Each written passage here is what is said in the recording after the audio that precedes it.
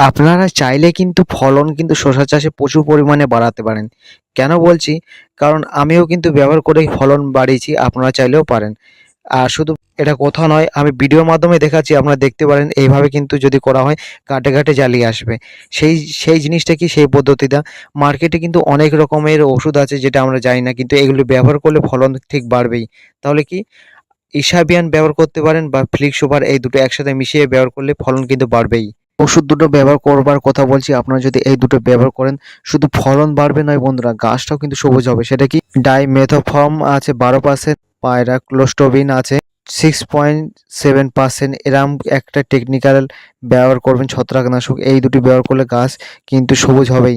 আর একটা কথা, পেপটাইড আর amino acid এই দুটো যদি থাকে এমন একটা পিজিআরে, সেটা যদি ব্যবহার করেন ফলন কিন্তু বাড়বেই, নির্ঘাত বাড়বে, গাঁটে গাঁটে ফলন হবে।